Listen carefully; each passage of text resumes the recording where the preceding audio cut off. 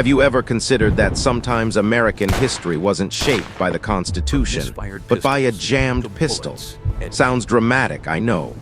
But in 1835, an unemployed house painter decided he was destined to kill Andrew Jackson. He pulled the trigger once, misfire.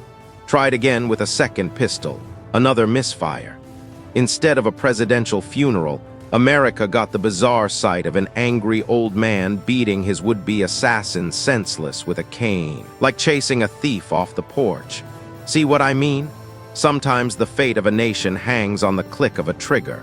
And over the last 200 years, that fate has been tested again and again. 4 presidents killed, dozens more nearly lost, and hundreds of millions of Americans watching their country veer off course because of a single bullet. In this video, we won't just tick through assassination attempts. Think of it as you and me, 2 history nerds sitting over coffee, chewing on the question, why do these bullets matter so much? And how different might the world look if just one had flown half an inch another way? Andrew Jackson, 1835, the president who fought back with a cane. Our opening act feels like slapstick. A man named Richard Lawrence, convinced he was the rightful heir to the British throne, don't ask me how he figured that, decided President Andrew Jackson stood in his way, so he lay in wait at a funeral on Capitol Hill. Then came the moment of legend, 2 pistols, 2 pulls of the trigger, both misfired. Statistically, that's about a 1 in 125,000 chance.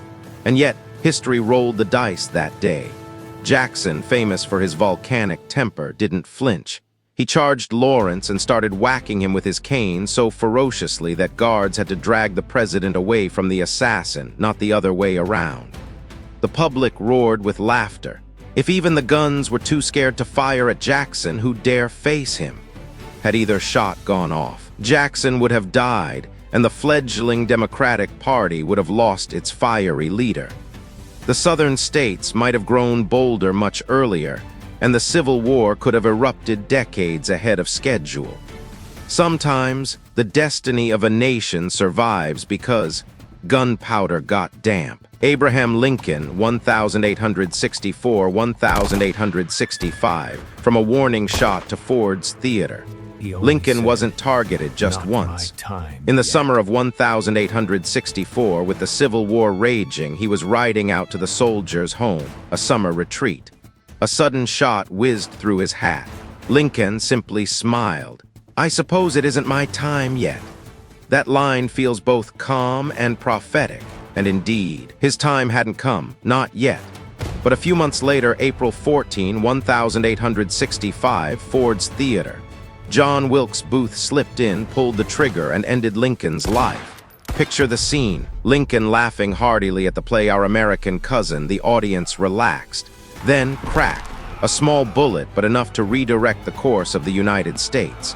Booth didn't just kill a man, he killed a vision. Lincoln wanted reconciliation, to bind up the nation's wounds.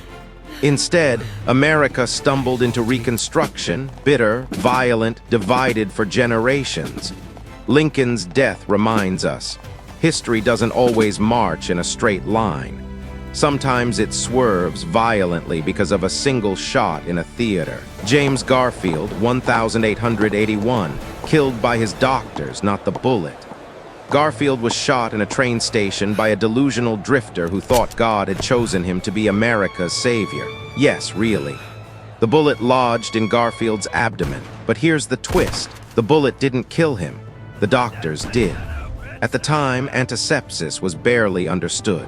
Physicians crowded around, jamming unwashed fingers and unsterilized tools into the wound, rooting around for the bullet like they were digging for a lost peanut under the couch cushions. Infection spread. For 79 agonizing days, Garfield battled fever, pus, and pain, until finally the infection overwhelmed him. With modern medicine, Garfield likely would have survived. The bullet wasn't fatal. Historians have joked, grimly but accurately, Garfield wasn't killed by the assassin, he was killed by his doctors. Morbid humor, yes, but also a hard truth about 19th century medicine. William McKinley, 1901, shot by a gunman, finished by gangrene. McKinley, the gentle, handshake-loving president, was greeting fairgoers at the Pan American Exposition. An anarchist concealed a pistol under a handkerchief and fired 2 shots. At first, McKinley seemed stable. He was calm, even reassuring. Doctors operated but couldn't locate the second bullet. Then came infection. In 1901, antibiotics didn't exist. Gangrene set in, and within 8 days, McKinley was gone. Here's the irony. Bullets kill quickly, but bacteria often kill better. McKinley's death vaulted a 42-year-old dynamo into office, Theodore Roosevelt. Suddenly, America was led by a young, bold cowboy ready to flex muscle abroad. The U.S. shifted from cautious republic to emerging empire almost overnight. If McKinley had survived, the U.S. might have moved more carefully on the world stage. Instead, 1 bullet plus a little gangrene shoved the nation onto the fast track of global power. Theodore Roosevelt, 1912, the speech with a bullet in his chest. If Garfield and McKinley were tragedies, then Theodore Roosevelt was black comedy. In 1912, running for a 3rd term, Roosevelt was shot on his way to the Milwaukee auditorium. The bullet ripped through his coat, tore a hole through the thick 50-page speech he had stuffed in his pocket and lodged in his chest. The result? Roosevelt didn't die. He stood up, dabbed at the blood, and told the crowd, "Ladies and gentlemen, I have just been shot, but it takes more than that to kill a bull moose." The bull moose was the symbol of his progressive party. Then he spoke for another 90 minutes. The audience sat there torn between horror and awe. Doctors urged him to get to the hospital. Roosevelt waved them off. "Bullet in the chest. Never mind. I've got a speech to finish." Had the bullet landed a little differently, America might never have had the teddy bear, the national parks, or the cowboy hero image that defined him. Roosevelt didn't die from the bullet, but the near death became legend. Sometimes history doesn't need the gun to finish the job.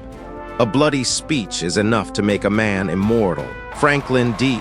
Roosevelt, 1933, the president lives, the mayor doesn't. In February 1933, FDR, then president-elect, not yet sworn in, was giving a speech in Miami. An Italian immigrant, Giuseppe Zangara, opened fire. Roosevelt was untouched, but Chicago's mayor, Anton Cermak, was struck and later died. It's a story dripping with irony. Americans said, fate must have spared Roosevelt to guide us through the Depression and World War II. But Cermak's family might have put it differently. So fate traded our father's life for your president's. Had FDR fallen that night, there may have been no New Deal, no Social Security, perhaps even a very different role for the U.S. in World War II. Sometimes history doesn't turn on the assassin's aim, but on who happened to be standing in the wrong spot. Harry Truman, 1950, political violence from Puerto Rico. While the White House was under renovation, Truman was staying across the street at Blair House. 2 Puerto Rican nationalists tried to storm the residence with pistols. Gunfire erupted right at the front gate. Washington, D.C. turned into a Hollywood shootout. A guard was killed. Truman, meanwhile, was upstairs taking a nap, blissfully unaware he'd nearly become the 2nd president to fall to an assassin's bullet. The attempt showed that threats to presidents weren't just homegrown. They were tied to colonial politics and international movements. Truman survived, but the Puerto Rican struggle lingered for decades. John F. Kennedy, 1963, the end of America's innocence. Dallas, noon, November 22, 1963. Kennedy smiling, waving beside Jackie. And then you know the rest. A bullet through his back, another exploding his skull. The world froze. It wasn't just a president who died. It was America's age of innocence. The nation no longer believed in a beautiful new world after World War II. Instead came the shadows, the CIA, the mafia, Cuba, maybe even whispers of betrayal from within. What's remarkable about Kennedy's assassination is not only his death, but how the country responded. America entered an obsession. Every shot fired afterward was filtered through the question, who was really behind it? Kennedy didn't just leave a grave, he left behind a billion-dollar conspiracy industry. Ronald Reagan, 1981, Love, Madness, and a Gun.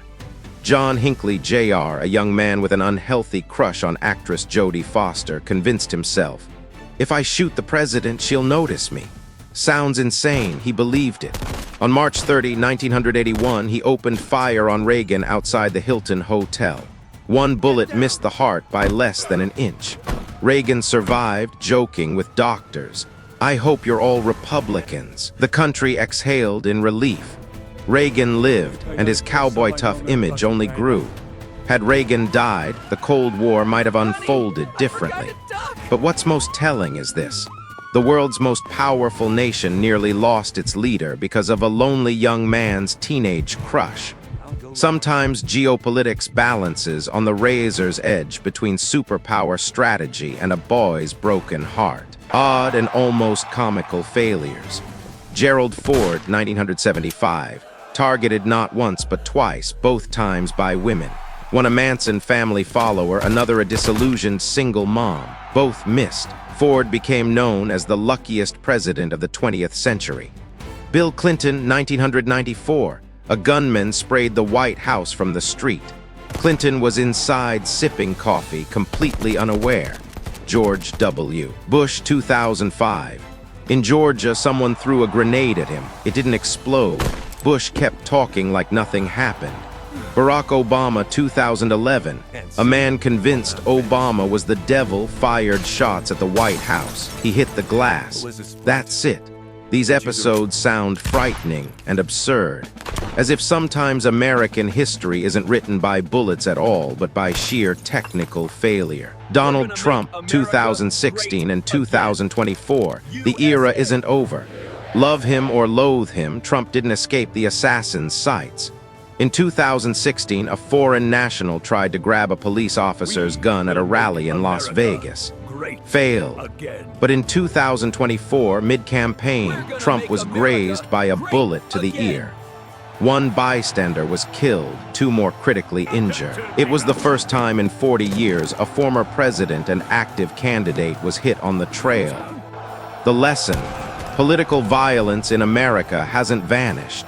It's simply evolved from 19th century pistols to 21st century semi-automatics. And in a country where a single bullet can bend history, the truth remains: no president is ever truly safe. Across 2 centuries, 46 presidents, and dozens of attempts, America has seen both successful assassinations and comic misfires. Jackson lived because the guns jammed. Garfield died because his doctors did him in. Roosevelt became a legend thanks to a stack of paper. Kennedy turned America into the capital of conspiracy theories. Trump showed the story isn't over. So what's the lesson? That sometimes the fate of the world's most powerful nation isn't in the hands of great strategists or mighty armies, but in the humidity of gunpowder, the cleanliness of a doctor's hands, or even the ragged brim of Lincoln's old hat. That's the paradox of history. The power is immense, but life itself is fragile. And it's that fragility, the hair's breadth between survival and disaster, that makes the stories of America's presidents both terrifying and irresistible, like watching an entire nation walk a tightrope, with history itself holding its breath. Out of all these near misses and tragic shots, which one do you think would have changed America the most if it had gone differently? Jackson's misfired pistols, Lincoln's hat bullet, or maybe Roosevelt's bloody speech? Drop your thoughts in the comments. I promise I'll be there, coffee in hand, ready to argue like any good history nerd should. And if you enjoyed this little tour of America's bullet-shaped what-ifs, don't forget to like, subscribe, and share with a fellow history buff. Because history is always more fun and more alive when we wrestle with it together.